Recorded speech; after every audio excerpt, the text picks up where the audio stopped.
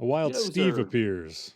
A wild Steve. Throw a Pokeball at his face and see whether or not he decides to get captured or just gargle it and then spit it back out.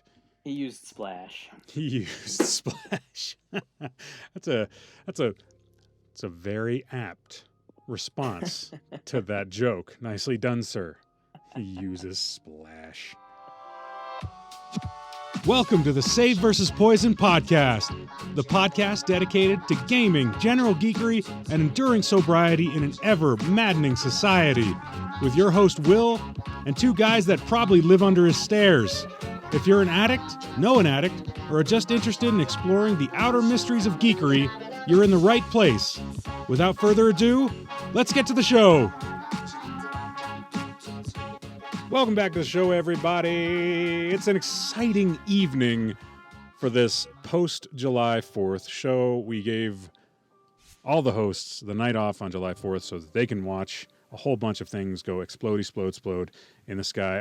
I'm pretty sure Steve probably did and may have joined in, at least according to the joke I wrote, he did.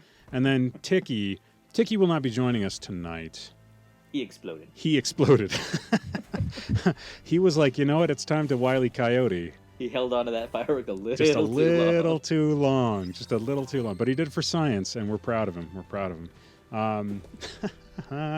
Joining me tonight, this last 4th of July, that was yesterday, he was accused of strapping bottle rockets to himself in an effort to teach his children about responsible firework usage.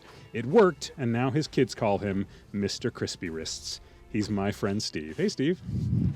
So was I attempting an Iron Man-esque, cosplay? Is that what's happening? That was my original. That was what the original joke was going to be. On July 4th, he attempted a Iron Man Tony Stark. And now he has 3 less fingers. Now his children call him Mr. I just like the idea of you being called Mr. Crispy Wrists. Like we could put just like a 12 bucket of your wrists together, sell it with some biscuits and gravy, and dominate fast food across America. Also joining me tonight, for the very first time, one of our longtime listeners and a friend of the show. In an effort to get door-to-door salesmen to stop soliciting, he puts a sock on his front doorknob because everybody knows what that symbol's for. In an ironic turn, he now sells doorknob socks door to door. He's our guest host, Bo. Hey, Bo. Hello, everybody. I'm really proud of that joke. I came up with that one last minute. I was happy with that one. Well, the life of a solicitor is a lonely one. The life of a solicitor is a lonely one. You are absolutely right. Maybe it just gives them joy to see that sock on your doorknob. I just feel like it's a good way to get an athlete's foot on your hand. Grandma comes over and goes, I got fungus on my fingers. So itchy. My palms are itchy. Bo, how's it going tonight, man? How are you? Good. Thank you for having me. Yeah, absolutely, man. So one of the things that I really want to do moving forward is start incorporating stories from the community. And tonight is going to be the not the first interview that we've done. Obviously, we did season 1, episode 24B was with my neighbor Joe, and that was one of my favorite episodes. And then just a couple weeks ago, we had Mike Gallagher on to talk about his book and the connections between different chronic stigmatized illnesses. And I thought that was a really good episode, even though it was take 2, and those are never quite as fucking I'm still angry at myself for that. An hour and 45 minutes of fucking gold for that, and I just completely forgot to download the stupid thing. So yeah, that was really frustrating. That was frustrating as hell. Steve, how the heck are you tonight, sir? I am tired. Oh, he's a sleepy boy. Why are you such a sleepy boy? Well, because I normally get up very, very early for my job, but last night I pushed the limits a little bit because... Your wrist hurt? Because my wrist hurts. And now my wrist hurts. I pushed the limits, not because my wrist hurts, but now my wrist hurts. Haha, that's funny. But yeah, wanted to hang out with the kiddo and watch the fireworks and stuff. So. Were you up till till Not super late, or Not super late. I mean, super late for me, which is like at this point 8:15. 9:30. Yeah, this is ridiculous, but Yeah. I wish they would have shut up at 9:30. that would be amazing, wouldn't it? My neighborhood sounded like Beirut until about midnight. yeah, Yeah, same. I couldn't go to sleep because the concussion waves were pinging off of our windows. Wow. I'm not and like whoever are my neighbors, they're maniacs. Wow, that is surprising. Trying to burn the shit down. Did you you didn't end up Well, it wasn't just one neighbor. This was in all directions, 360 degrees. Like these windows were rattling, those windows were rattling. Like Jesus Christ, should I take a fighting position? What's gonna seriously like you put on a helmet and some old ODs, and you're like, they're in the trees, they're in the tree, they're the only the trees are only 7 feet tall, but they're in them. Just I knew they'd run out of money soon enough, but it's like damn. They save up for months to be able to afford that bang bang boom. Didn't head over to Fireball's place? No, I had some things I was taking care of around the house. Gotcha. So I'm still doing some isolating and not really venturing out too far these Gotcha. days. Gotcha. So yeah. No, I can totally respect that, man. Totally understand. Totally. I mean, I do it because I don't want to leave my beautiful, comfy house. I don't have like a health reason. Mine is completely social and laziness. I went to the gym. I saw 5 humans. That's enough for me. Anything beyond that, and I'm just like, nope. Thank you. I don't want to. Even Steve, I'm like, I don't want to see your mug. Let's just play something online, It's just a lot of work. let's record a podcast or something. We can do that instead. Wouldn't that be so much more fun? No, it wouldn't be so much more fun. Speaking of things that are just incredibly fun, my name is Will, and I'm an alcoholic. My name is Bo, and I'm also an alcoholic, and I'm in recovery for PTSD as well. Cheers, Steve. My name's Steve. I'm not an alcoholic, but I was very recently tricked into eating vegan Froyo. Oh God! What? Wait, what? Okay, tricked is a strong word. And like, When I say did tricked, they switch I it mean, at like the last second, a la Vincini? No, it's more like I was too stupid to read the entire description of said Froyo and ordered the vegan one. Because I'm dumb. Because all I read was blueberry pancake, and I was like, fuck yeah, that sounds delicious. And then later, as I was sitting there eating, I was like perusing said menu, and I was like, God damn it, it's vegan. They're like, I was wondering why this tasted like a slightly wet fart. Well, here's the thing, though. So my wife asked me, she's like,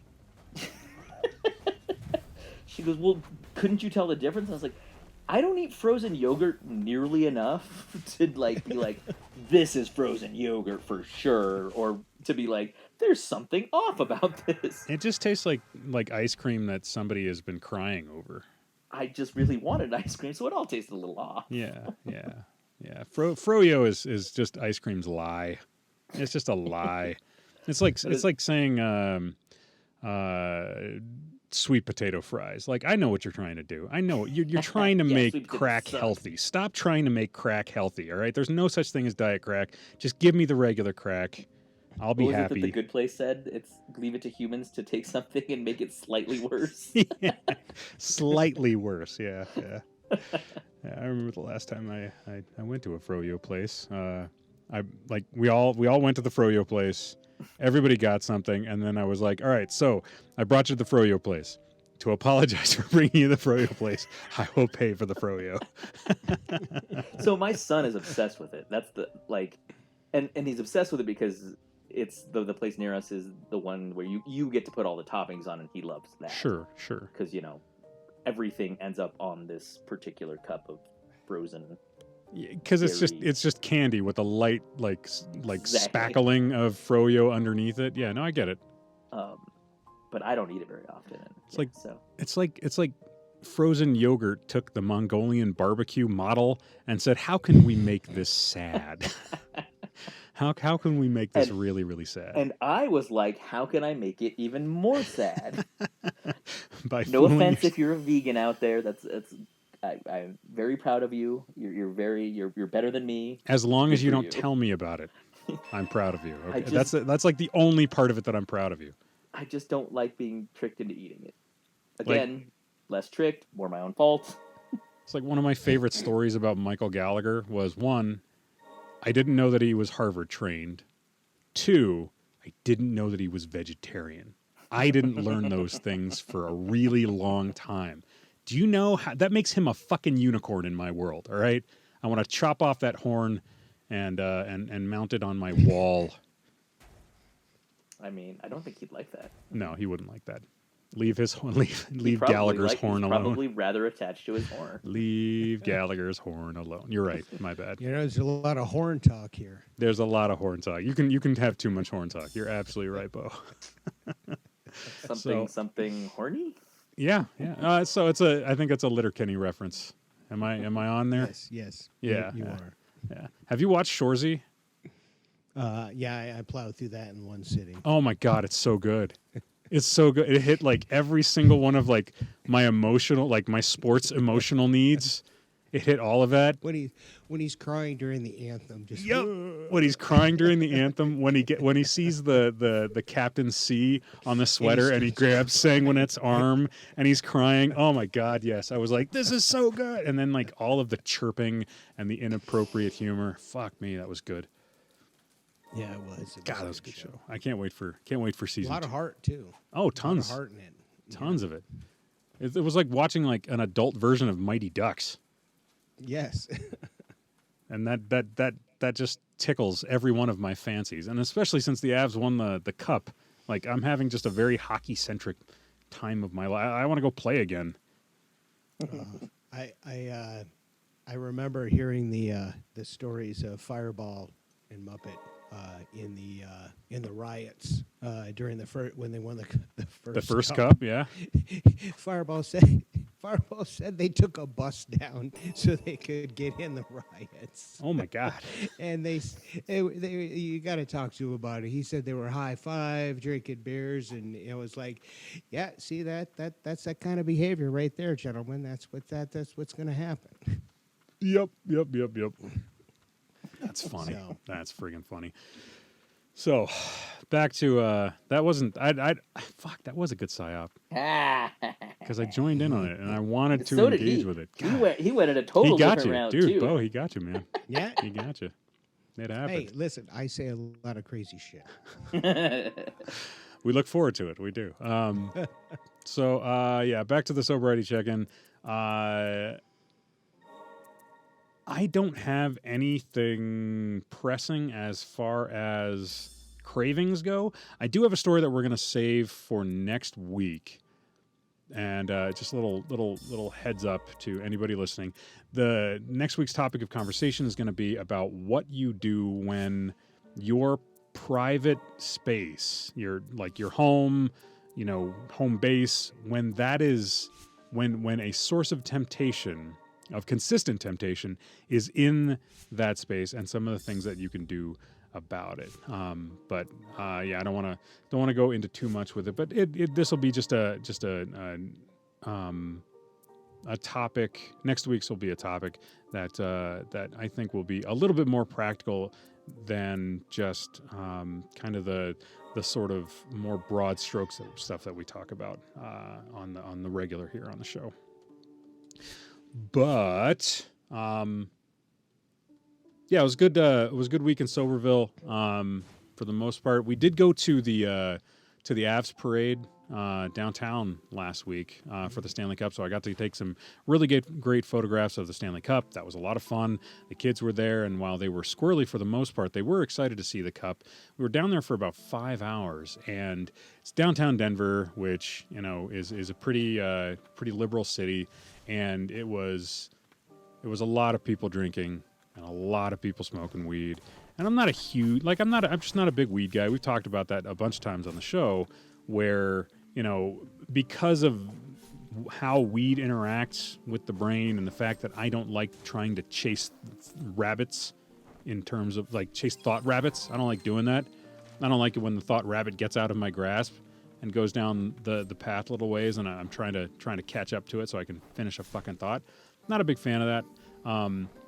But I did notice that like the part of me that gets judgy seeing other people, indulging in whatever substance they enjoy, and I have no reason to believe that they're alcoholics or they're addicts or anything like that. They're just cutting loose in a normal environment in a party environment, and that's okay. That's all right. Please be safe. Please be respectful. Please don't leave your fucking beer cans on the grass outside of the Capitol building, you fucking heathens. But if you're there and you're just having a good time and you're minding your P's and Q's and enjoying a beverage, that's fine. But I did find myself getting kind of a little bit judgy, a little bit frustrated. And I don't know if that's just projection, because I wish I could be that kind of person still. Like, there was a time where if it had been like me and Tiki and Russ and any other Fireball, anybody else down there for that day, we all would have set up picnic and breakfast, lunch, and dinner would have been beer followed by whiskey followed by more beer. And I'd be lying if I said I didn't miss that just a little bit. So, but had my kids with me. My wife came down. We had a good day of wholesome family hockey fun, watching the drunk as fucking monkey players up on stage, like goofing around through their speeches. Like Jared Bednar broke down like 3 or 4 times with the "I just love this city so much, man." Like us. Oh, Jared, I get it, buddy. You drank too much champagne out of the cup last night, didn't you? Yeah, you did. And I get where you're at. No worries, bro. No worries. I'm here. Weren't we trying to run him out on a rail like 2 years ago? I don't. Well, at least some people were. I think some people were, but I think that Joe Sakic wanted to really give him a shot. Like the first year that he got here, the team had 48 points. That's oh yeah. That was the worst record in go, years buddy. and Good years luck. and years. Yeah. No, I'm glad he got it. I mean, he's nailed all 3 levels. So. Yep. So, but yeah, that's my sobriety check-in. Bo, anything to check in with? Yes, actually. Sobriety, not drinking has been pretty easy. Don't think about it at all. As far as my recovery, I had a moment where I had to use some of my I'll use this word, dialectic behavioral therapy, and I was able to take a situation that I thought was a completely different situation than what was actually happening. So instead of anyone being hit with a taco, I was able to navigate this. Listen, someone got hit with a taco recently. So I'm just saying, I'm in recovery. There are good days, there are bad days. Right, so right. This was a great day the other day. I nailed it. So that was something that came up in my chats with the therapist. I've been in therapy about almost as long as I've been sober. Uh-huh. So, in fact, getting sober was one of the best and worst things I've ever done. So, Sure. but the other day really nailed that, and that's a good win. That's cool, man. You nailed it, and nobody got lettuce or cheese in their hair. I like that. I mean, Yeah. you don't want to get hit with flying Mexican food. that is. I mean, it's not the only food that I don't want to get hit by. Like, if you're gonna throw a food product at me, I'd like sushi, please, because then I Gotta might worry be about able to the like. salsas and, like right in the eye. I know, like all that lime juice and cilantro in the nostril. God. To be fair, I do have a behavioral disorder. Right. So, acting out is something that, unfortunately, has happened in the past. Sure. And obviously, the drinking helps fuel a lot of that. So, but I guess we'll get to that. Yeah. We're gonna get to that in the next section. But so just to go through it, you had an instance where ordinarily you would have acted one way, but because you had an appropriate tool to mitigate that, you were able to move past that moment and keep in a calm state of being. Yeah. Yes. Awesome. I mean, so much of what we do when we're mitigating cravings is all to do with those moments and having that one right tool that works for you. So the fact that you were able to navigate that well, that's awesome, man. I'm super proud of you. Thanks for the share, man. No, thank you. Yeah, absolutely. Steve, you got anything to share tonight? Oh, sure. Yesterday, so just part of our family fun, we have just a little backyard inflatable pool. Yeah, you do. Yeah, I do. And so I tried to get it going early in the morning to, just let it warm up because, obviously hose water is cold as fuck. Yeah. And just trying to do a nice thing for the family and encountered that the pool had a couple different leaks in it and went through several different versions of trying to fix those, patch those, couldn't find the patch, got it in the store, and just started getting like super agitated with the whole situation, but also stuck in that like, I'm going to do this. This is like, we're gonna have fun. No, you told God you were gonna put that up, and you weren't about to lie to God. Exactly. So yeah, that was an interesting little moment. I snapped at the wife. I had to apologize to her a little later. Yeah. Over a pool. Over a pool. She's like, well, we could just go to. We have near us. We have this little mini water park called the Bay. Near-ish us, anyways. And she's like, well, we could just do that. And I was like, you could do that if you want. It's like, I'm putting up this pool. I love the idea of you sitting in that pool as they've gone off to have a great Just time at the angrily by Bay, and you're just myself. angry, sitting in there cross-legged, just like fuming, and then they get back, and then you're like, "Hey, I did it," and they're like, Yeah. "Fuck yourself, Steve. Just serious. We went on water slides while you were being a dick." Fortunately, I did get it patched, and we were able to enjoy it, and that was good. Everything worked out, and I calmed down. But it's definitely just one of those, moments, those parenting moments where you just get so sucked into. Like, in fact, I mean, I told you the story. Me and you had talked on yesterday, and you had invited us to your pool, and it was a little bit like, no, I'm doing this pool, Will.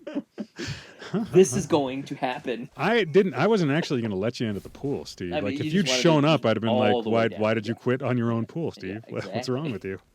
Don't you have any gumption? Under different circumstances, it would have been, an offer that, yeah, okay, yeah. You know what, this isn't working out, sure. No, I was too far in. Yeah. This was going to happen. This pool we've come was too working one way or the other because I already got fucking super glue in my beard. Like no, this pool will work out. I love the idea that you now have like some of your beard glued up to like your right cheekbone. Well, no, I've since like I don't know. I mean, because I've been picking at. I don't know. I've either pulled out said hair or like the glue itself came out. I don't know, but like you got a bald spot. It was pretty fucking ridiculous. That is funny. That's good stuff. So yeah, so there's my little mental anguish. But you apologized to your wife. I did apologize to the wife. All right, so I let's recognized my behavior after I got it fixed and kind of calmed down. I was like, I am sorry. Like, I should not have snapped at you. I just it was hot.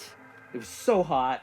I'm sitting in the sun trying to glue this damn thing. Like, the glue that I initially had wasn't setting very fast. I mean, it was just staying soft, and it wouldn't, like, the air was pushing it off, and it wouldn't, like, the patch wouldn't set. And then I tried another thing that I had. Oh God, I just okay. I just want to go. So I want to go hot. through this. Okay. All right. So Will gets a craving to drink, uses one of his tools, passes by. Everything's okay.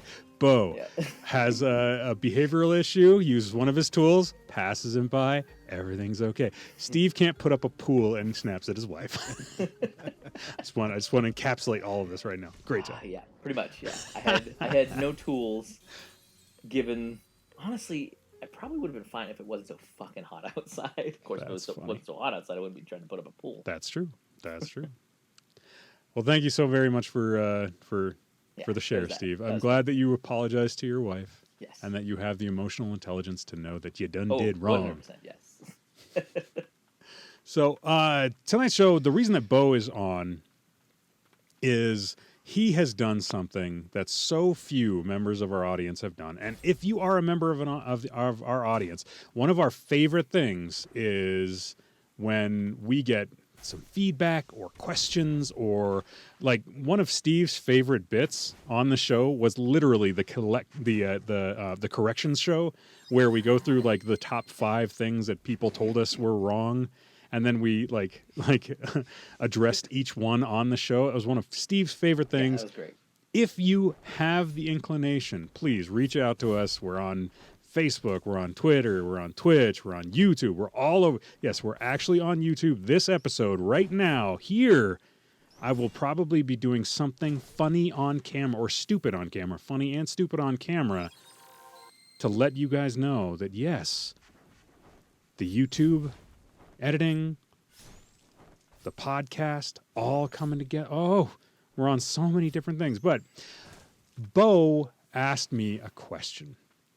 And now this was a question that I thought needed a little bit more, one, time and energy. And now it's been probably about a month and a week or so. It's been like 4 or 5 weeks since the original question was asked. And I'm really sorry about having this take that long to get any kind of resolution on this. But I thought it was such an important question, I didn't want to answer it flippantly. And I wanted to have more of a conversation about it than to give a prescriptive, because I don't think that I have necessarily all of the wisdom needed to be able to take a look at this from anything but my perspective. So, Bo, why don't you ask your question, and then we'll get into having a conversation about it, because I think this is a good one. Well, the question, I can't remember exactly what I asked, but it was specifically about the nature of addiction. Why some people get addicted and some people don't. I was talking to you about in my recovery, I don't really have cravings for alcohol. I'm not really tempted by it because once I kind of went through this journey in my therapy and I saw it for what it was. My perspective on the whole addiction issue sort of really changed, and even in the month between me asking you that question and today, a lot of perspective is solidified on my my view of what's going on, and part of my therapy is coming from a trauma-based care, I guess is what it's called. Mm-hmm. And that's kind of what I was asking, was about how addiction looks and works and operates. And from my angle, all addiction stems from trauma, and it's starting, for me at least, to appear it's a maladaptive coping mechanism is what I was told. Mm-hmm. So we're trying to soothe the pain, and that's really where the issue is. And so I really, for me, I felt like I was sitting at a table and looking at a bottle. And I was looking at that bottle and staring at it and saying, don't drink that. Don't drink that. Don't remember all the fun times. They weren't fun. Just like staring at this bottle, looking at it like this was the monster that was ruining my life. And really, the monster was standing behind me. And once I had the kind of, I guess, the courage to stand up and turn around and face the reason why I picked up the bottle, putting it down really was not even part of my fight anymore. I guess as soon as I turned around to face what set me off Mm-hmm. and down this road, it didn't really seem like it was what was, I guess, controlling me or haunting me anymore. For example, there's liquor in my house right now. My wife still drinks on occasion. There's plenty of booze in the house, and there are no marks on the bottle or anything like that. My wife has no concern about me having any sort of falling off the wagon or anything like that. Okay. So it's been really just a paradigm shift. Like, things just totally changed once I saw alcohol was how I was salving my wounds. And it seems, I'm looking around at a lot of people who are hurting, and they're using alcohol and drugs to really make them, to help with those wounds, and that seems to be where the focus of the efforts need to lie, instead of fighting this bottle and making sure it doesn't ruin my life. I'm ruining my life several different ways. This bottle is just how I'm holding everything together. Okay. So the question that I kind of paraphrased earlier and then asked Okay.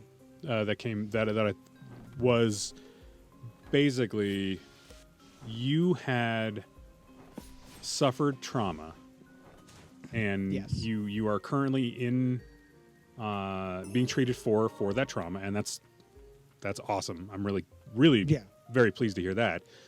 And you were using, for the longest time, Yes. alcohol as a system of self-medicating for that trauma. And once you found yourself in a place where you were getting the mental health care that you needed, the alcohol fell by the wayside, and you asked, so at least this is what I'm remembering as the question was, can somebody who was self-medicating, who was abusing that self-medication,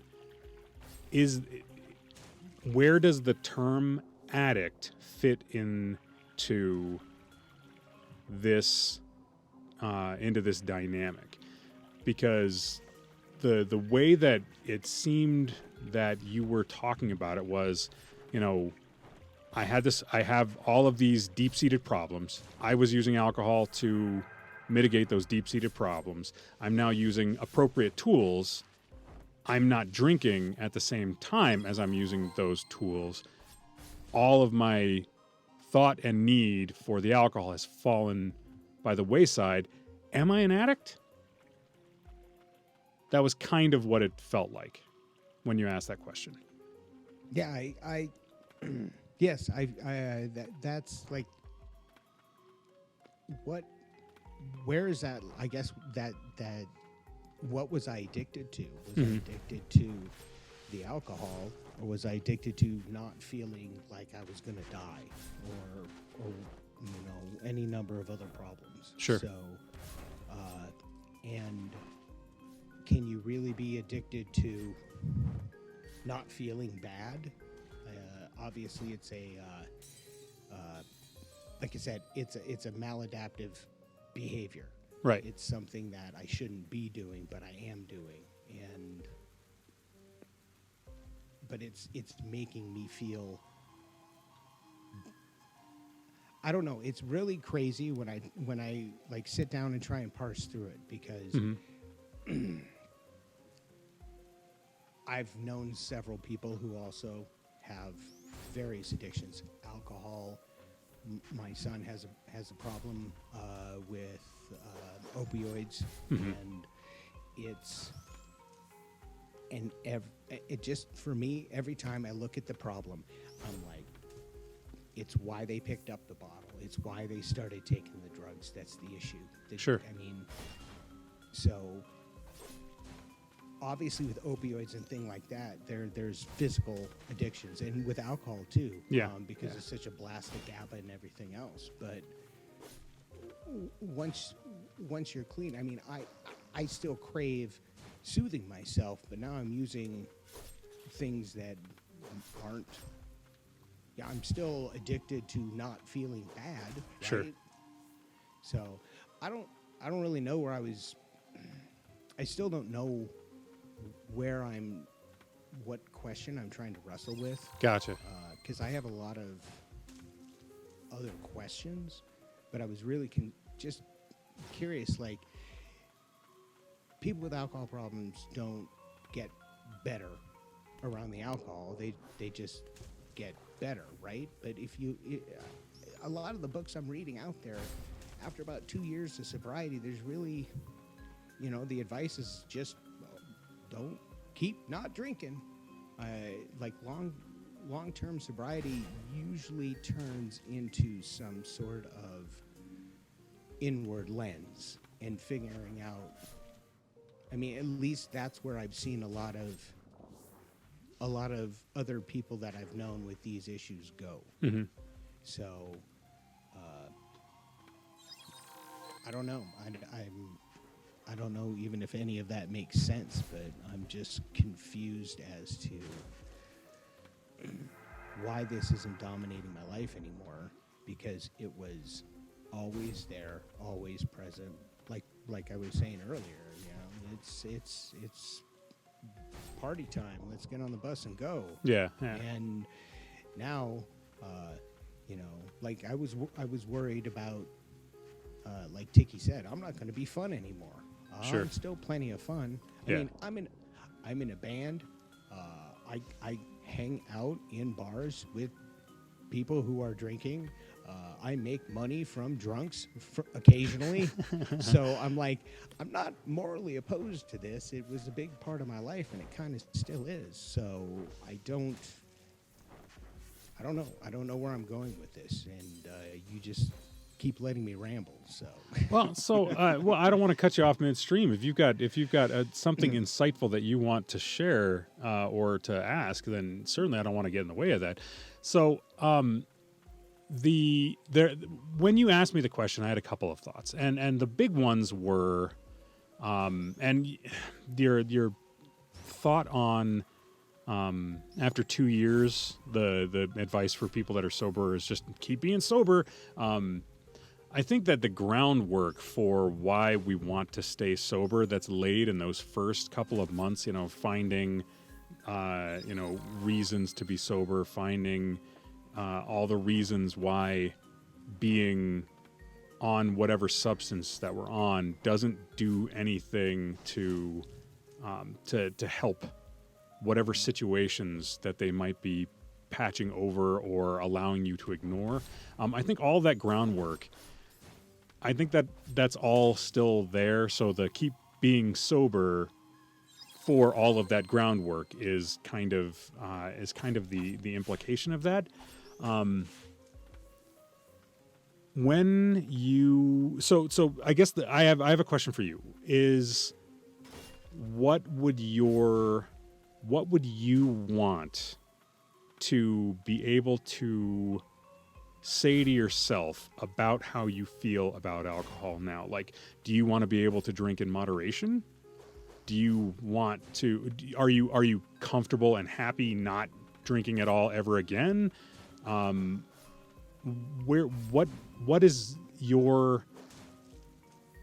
would you like to see for yourself down the road with this thinking? As far as alcohol in my life, Yeah. I really, I see it for what it is. Like, when I finally realized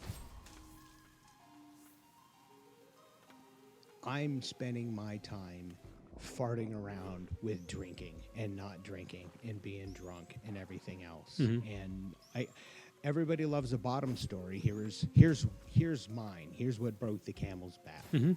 Just bought a brand new house, moved in, first month there. I don't remember when, fell down the stairs into the basement, dead drunk, all the way down the stairs. That's a Next- bottom story. No. Next month, sometime, don't remember when, dead drunk, fell down the stairs again, all the way to the bottom. The noise. So the next month number 3, third time, all the way to the bottom of the stairs. I'm laying on the ground. I'm like, so this is you, huh? This is you. You're just going to keep falling down the fucking stairs.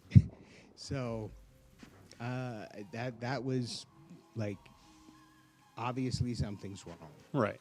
And this was after, I mean, I have, there are legends about my nonsense and my ridiculous behavior. So, and I, so much shame. Just like, how much of my life did I waste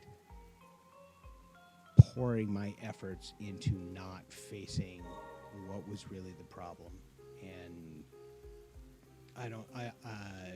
so I see alcohol as in all you did was enable my procrastination, basically. And I kind of feel like if you all right, this is a great direction to go. Have you heard of ACEs? ACEES. No. Adult Adverse Child Environmental Situations, I think it is. Okay. Anyways, it's a score. It's 10 questions. And depending on how many questions you answer yes to is your ACEs score. Okay. And so if you have a score higher than a 3, I think, a 3 or a 4, you have, I don't remember the number, but there's an exponential growth in the chance for alcoholism and substance abuse. Okay. And the higher you go on that ACEs score, it starts taking years off your life. Like your life expectancy goes down, all sorts of problems. So it just seems, again, all roads keep leading back to trauma fueling almost all of these addicts. Like, I really think the difference between somebody who becomes an addict and somebody who doesn't is, I don't think it's so much genetic as it is environmental. Some of the research I've seen, the genetic aspect of it, marginal at best, but the environmental stuff. I mean, growing up as a kid, I didn't know a sober person. Mhm. Everybody was drunk. Mhm. I mean, it was the 70s, and it was a much different time. And I know my mother used alcohol. Her mother used alcohol. I come from a long line of Irish Catholics, and drinking is a full contact sport for us. Sure. So I didn't know any better, I guess. And I'm really happy to see at least a lot more care being taken with the kids these days. Like, if I don't know, from what I've heard from some of the podcasts I listen to and the research I've done, it seems that there's a tighter eye being turned towards stopping a lot of this at the ground level. Pretty early on, yeah. Before, yeah. No, like my oldest knows that I'm an alcoholic at the age of, he's 13, so he knows. Yeah. And has known for the past 3 months that I'm an alcoholic, and my youngest will be the same way. I want them to have a clear picture of it. I don't know that I don't know what the numbers on what the genetic connection to addiction are. I definitely think that they're there, though. I think that they do exist. Now, do they play a greater or lesser extent than environment or previous trauma? That I wouldn't be able to throw a number at. If it's 35% genetic and 65% environmental, then that's still a whole lot of work that can be done environmentally before somebody succumbs to addiction. The reason that I asked the question about what lens do you want to view alcohol through moving forward is because when I think of drinking, I think of two things. One, I would like to do it still to this day. Like right now, I would still like to have a drink. It would be great if I could have a beer. It would be wonderful to drink whiskey. I always enjoyed that sensation. I have a very fear-based mechanism of coping with that, though. And that is, regardless of the fact that I'm, 2 years and 7.5 months sober, and I've been, really good this entire time, the amount of things that I've done between the time that I got sober and today that are self-improvement or moving myself in directions that I want to go, there's no comparison to pre-sober Will. Everything that I'm doing now is in a much more positive direction.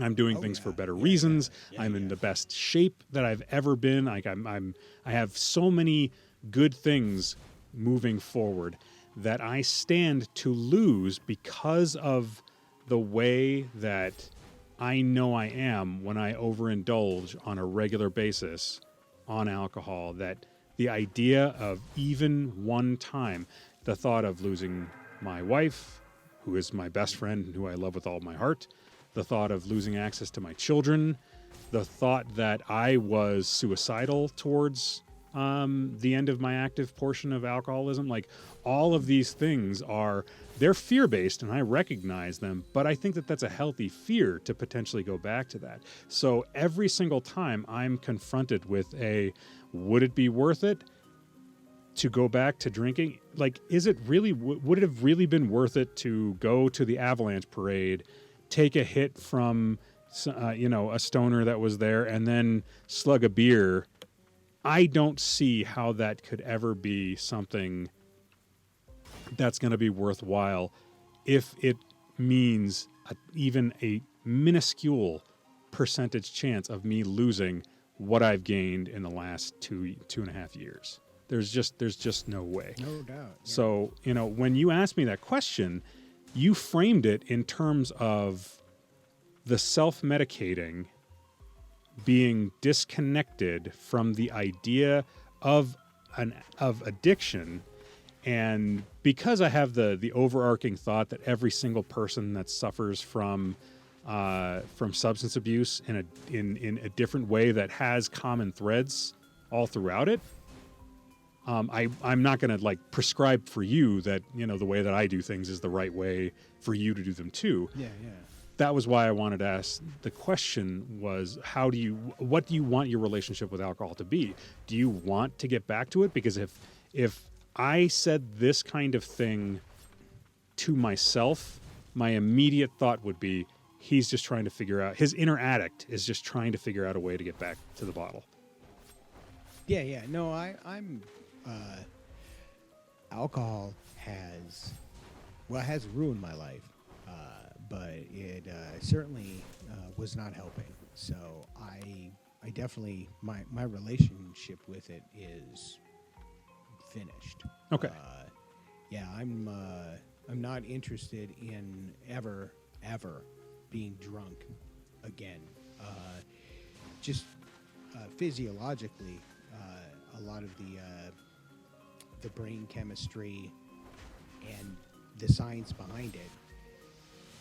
Alcohol is really difficult to get out of your system, and once it gets in there, that's it definitely has a grip on you, Mm-hmm. and I'm not afraid of it. I don't crave it. I'm not scared of it. Like, it can be around me. Mhm. If people get drunk and start acting like idiots, I generally just leave. I do find them irritating. Sure. Sure. I'll still take their money and sell them a T-shirt. Muhuha. But yeah, as far as like, I am not. I don't see any benefit to alcohol, like you were saying the other day when we had to boil it, to get the pathogens out, Right. and stuff like that. Yeah. I get that, but we don't have to do this anymore. No. So nobody's ever told me a great story about an alcoholic. Funny, amusing, but always a warning. Yeah. There's always that sort of and then later on he had to take the butt plug out, and that wasn't so much fun. Yeah. Like, that's always like the end of Exactly. all those stories, right? Yeah. So I don't know. I feel like now we're kind of on the aesthetic question of, because you ended the question with, does this change the way I engage with calling myself an addict, was kind of the feeling that I got. And I don't know how to answer that portion of the question. For me, I know I'm an addict, and telling myself and telling other people that I'm an addict feels really, really, really important. Like, it feels like, It's very empowering. yeah, it isn't like I'm owning this portion of myself that I do not like. I will draw strength from the ownership of that, even though the actual, like, being an addict is not something to, like, be proud of, but owning it is an entirely different, because that's me taking responsibility for it. If you are able to do all of those things, be around alcohol, be around drunk people, be around drinking culture without A, relapsing, or B, feeling like you want to or need to, I don't know that it necessarily matters that you call yourself an addict. I don't know that it does. At that point, it might be an aesthetic choice. I would always take that aesthetic choice because I think that it, like I said, it's important to me. But at the end of the day, if you're not making those mistakes that you were making while you were abusing substances, I think that that's what counts. I think that that saying I'm an addict can be a part of that, but I don't know 100% that every single person that has abused substances and even done it in a, kind of a chronic manner, I don't know that that needs to be a part of their sobriety. If you're going to be sober, and you're going to do that in a very kind of natural way where it just sort of, you just are. I mean, I know people that are sober that they just don't like alcohol. They just don't like it. They never did. Yeah. I don't My call father them was that addicts. I don't call them that. I don't call them sober. They just don't like alcohol. So I don't know. I don't know. Steve, it's been me and Bo talking. What do you think about all of this?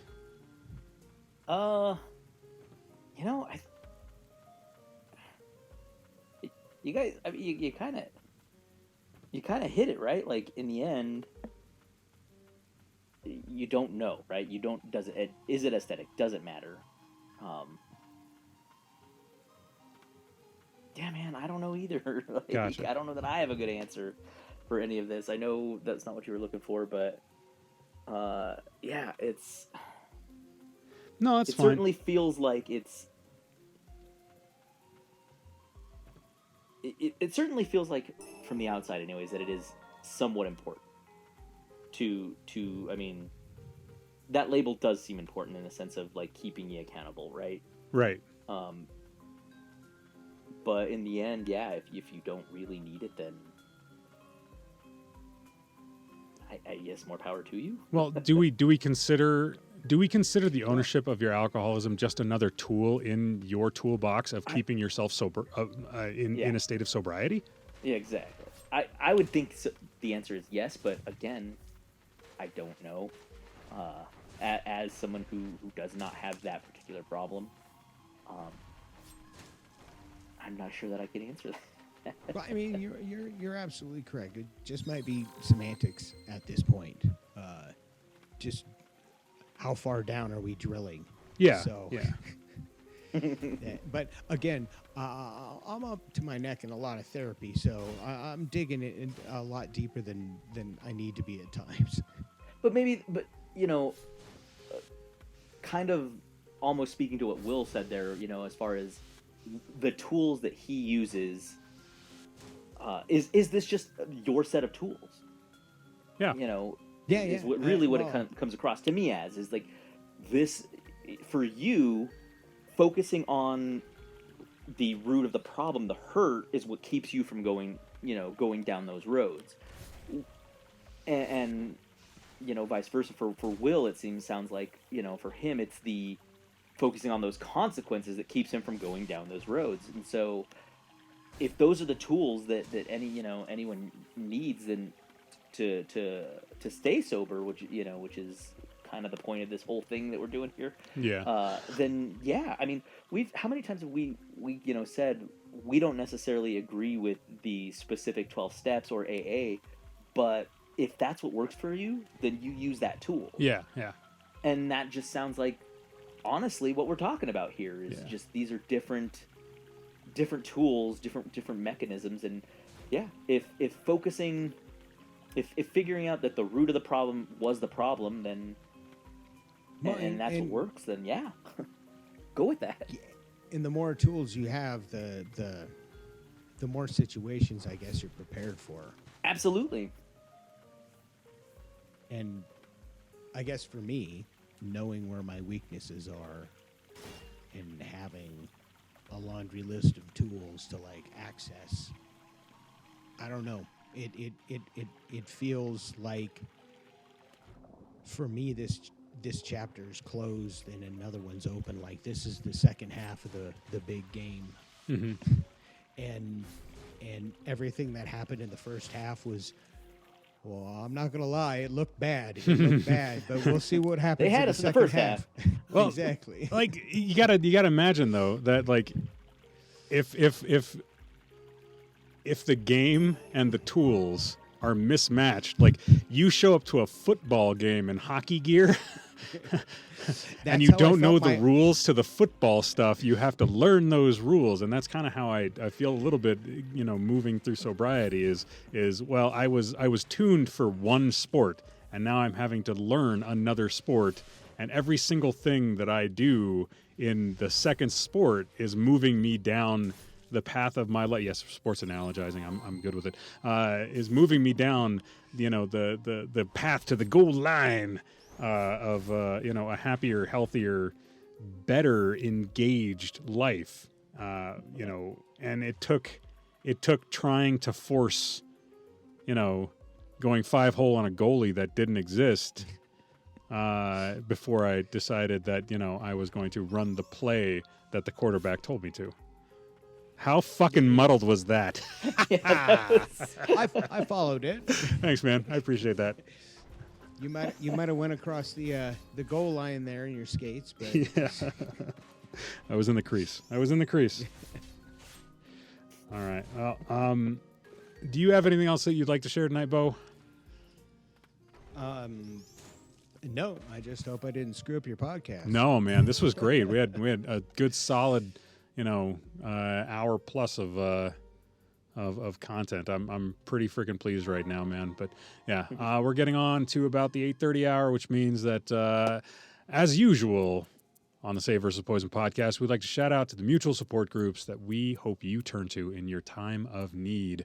Alcoholics Anonymous, AA.org, 212-870-3400. Moderation Management, www.moderation.org, 212-871-0974. Secular AA, www.sossobriety.org, 323-693-1633.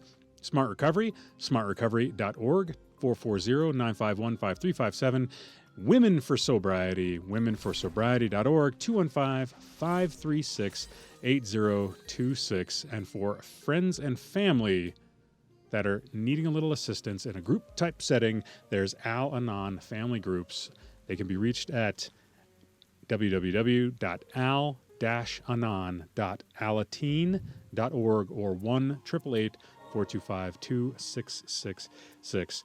The show will be up on YouTube. We'll have our normal Wednesday night Twitch stream. We're doing Wild West Wednesdays in Red Dead Redemption Online 2. We're going to have a good time playing that the night that this comes out. The YouTube episode should be out by Friday, no later than Friday. And Bo, can't thank you enough for joining us tonight. Seriously, this was great. Thank you for having me. Yeah, Thank absolutely, you. man. Thank Anytime. Steve, Yes, sir. go fuck yourself. Okay. In your I can do sweet, that. sexy pool. That seems like a Your thing water what's wings in left- the pool. that I With can what's left of your beard. With what's left of your beard. do. Exactly. No, I love you, Steve. From all of us here at the Save vs. Poison podcast, I'm Will, I'm Bo. I'm Steve. and we wish you warm, creamy regards. Thanks so much. Good night, everybody.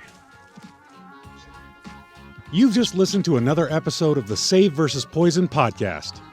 If you liked what you heard, please follow us, like, and subscribe on Twitter at @VS_save, on Facebook at the Save vs. Poison podcast, and streaming live on Twitch at twitch.tv/SVP podcast. Thanks so much for joining us, and stay safe, everyone.